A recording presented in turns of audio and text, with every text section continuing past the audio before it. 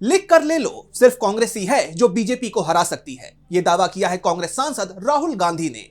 सद्भाव यात्रा में शामिल होने गुरुग्राम पहुंचे कांग्रेस सांसद राहुल गांधी ने जहां पार्टी कार्यकर्ताओं में जोश भरा, तो वहीं दावा किया कि अब मोदी सरकार के जाने का वक्त बेहद करीब आ गया है। इसके साथ ही राहुल गांधी ने वोट चोरी का भी मुद्दा उठाया। तो क्या कुछ कहा राहुल गांधी ने, क्या है पूरी खबर, जानेंगे इस रिपोर्ट में। लोकसभा में नेता प्रतिपक्ष और कांग्रेस सांसद राहुल गांधी ने एक बार फिर बीजेपी और प्रधानमंत्री नरेंद्र मोदी पर जोरदार सियासी हमला बोला है। अपनी सद्भाव यात्रा के तहत हरियाणा के गुरुग्राम पहुंचे राहुल गांधी ने एक जनसभा को संबोधित करते हुए हुंकार भरी कि लिख कर ले लो, कोई और पार्टी बीजेपी को हरा नहीं सकती, सिर्फ कांग्रेस पार्टी ही बीजेपी और नरेंद्र मोदी को हरा सकती है और हम हराएंगे। केंद्र की मोदी सरकार के जाने का वक्त अब बेहद करीब आ गया है। कुछ भी हो जाए, विचारधारा की लड़ाई है और दो ही विचारधारा इस देश में लड़ती है। राजनीतिक दो ही विचारधारा है, एक आरएसएस की नफरत की, बंटवारे की, दूसरी कांग्रेस पार्टी की मोहब्बत की, एकता की विचारधारा। आप देख लेना, बाकी सारी की सारी पार्टियां इनके सामने नहीं खड़ी हो पाएंगी, एक नहीं हो पाएगी और अंत में सिर्फ कांग्रेस पार्टी खड़ी होगी और कांग्रेस पार्टी इनको हराएगी। आप याद रखो मैं क्या कह रहा हूं, नरेंद्र मोदी को, अमित शाह को कांग्रेस पार्टी हराएगी, बीजेपी को कांग्रेस पार्टी हराएगी।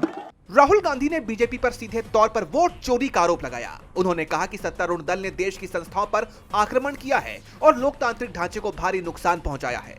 हालिया चुनावों का जिक्र करते हुए कांग्रेस सांसद ने आरोप लगाया कि बीजेपी ने हरियाणा, पश्चिम बंगाल और असम में वोट चोरी करके चुनाव जीता है। उन्होंने तंज कसते हुए कहा कि इन्होंने चुनाव जीतने का नहीं बल्कि चोरी करने का एक पूरा सिस्टम बना लिया है। राहुल ने दावा किया कि पीएम मोदी ने चुनाव आयोग और नौकरशाही जैसे अहम संस्थाओं को पूरी तरह से अपने कंट्रोल में कर लिया है। इलेक्शन कमीशन इनके कंट्रोल में है, ब्यूरोक्रेसी इनके कंट्रोल में है और ये सोचते हैं कि इनका राज अब रुक नहीं सकता, मगर टाइम आने वाला है इनका। आप देख लेना, इनका टाइम आने वाला है। राहुल ने कहा कि देश में दो ही विचारधाराएं हैं, एक आरएसएस की नफरत और बांटने वाली विचारधारा, तो दूसरी तरफ कांग्रेस की मोहब्बत और एकता की विचारधारा। विचारधारा की लड़ाई है और दो ही विचारधारा इस देश में लड़ती है। राजनीतिक दो ही विचारधारा है, एक आरएसएस की नफरत की, बंटवारे की, दूसरी कांग्रेस पार्टी की मोहब्बत की, एकता की विचारधारा। आप देख लेना, बाकी सारी की सारी पार्टियां इनके सामने नहीं खड़ी हो पाएंगी, एक नहीं हो पाएगी और अंत में सिर्फ कांग्रेस पार्टी खड़ी होगी और कांग्रेस पार्टी इनको हराएगी। अपने संबोधन में राहुल गांधी ने आर्थिक नीतियों को लेकर भी केंद्र सरकार को कटघरे में खड़ा किया। उन्होंने आरोप लगाया, प्रधानमंत्री नरेंद्र मोदी देश की बेशकीमती संपत्ति और धन चुनिंदा उद्योगपतियों, खासकर अडानी और अंबानी को सौंप रहे हैं। देश को बेचने का काम किया जा रहा है, जबकि दूसरी ओर देश का युवा भयंकर बेरोजगारी की मार झेल रहा है। केंद्र सरकार की गलत नीतियों के कारण आज किसान, युवा और छोटे कारोबारी सबसे ज्यादा प्रभावित और परेशान हैं। जनता को यह बात समझ आ गई है